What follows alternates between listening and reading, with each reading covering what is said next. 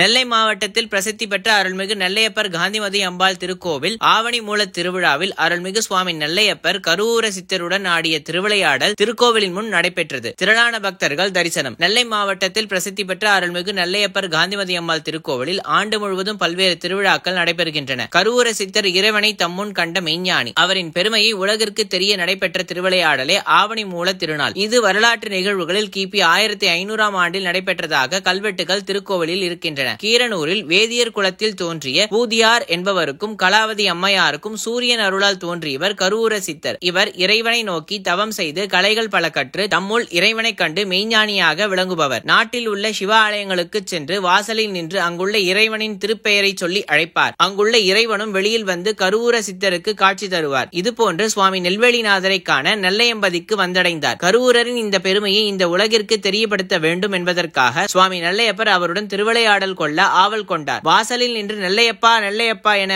கருவூர சித்தர் பலமுறை அழைத்தார். அப்போதும் சுவாமி நெல்லையப்பர் தரிசனம் தராது அமைதி காத்தார். இறைவனின் இந்த அமைதி கருவூர சித்தரை கோபம் கொள்ள வைத்தது. பக்தி மிக கொண்ட சித்தரின் கோபம், நான் அழைத்தும் செவி சாய்க்காத ஈசன் இங்கு இல்லை, இங்கு எருக்கு எழ என சாபம் விட்டுவிட்டு மானூர் சென்றார். பின்னர் பஞ்சமூர்த்திகளுடன் மானூருக்கு எழுந்தருளி சித்தருக்கு காட்சி கொடுத்து சாப விமோசனம் பெற்றதை இந்த திருவிழா. பழமையும் பெருமையும் வாய்ந்த இந்த ஆவணி மூல திருநாள் கடந்த 23ஆம் தேதி கொடியேற்றத்துடன் துவங்கி 11 தினங்கள் நடைபெற்றன. இந்த திருவிழாவின் 9ஆம் நாள் அன்று இரவு கருவூர சித்தர் சுவாமி நெல்லையப்பருக்கு சாபம் கொடுக்கும் திருவிளையாடல் திருக்கோவிலின் முன் நடைபெற்றது. தான் கூப்பிட்டும் வராத நெல்லையப்பர் மீது கோபம் கொண்ட கருவூர சித்தர் எருக்கு எழுக ஈசன் இங்கு இல்லை என சாபம் கொடுத்துவிட்டு நெல்லையை அடுத்த மானூர் அம்பலவான சுவாமி திருக்கோவிலுக்கு சென்றார். ஓதுவார் மூர்த்திகளும் இந்த நிகழ்வினை பாடல்களாக பாடினர். ஈசனின் இந்த திருவிளையாடலை திரளான பக்தர்கள் தரிசனம் செய்தனர். கருவூர சித்தருக்கு சுவாமி நெல்லையப்பர் காட்சி கொடுத்து சாப விமோசனம் பெறும் நிகழ்ச்சி மானூர் அம்பலவாணர் திருக்கோவிலில் இன்றைய தினம் நடைபெற்றது.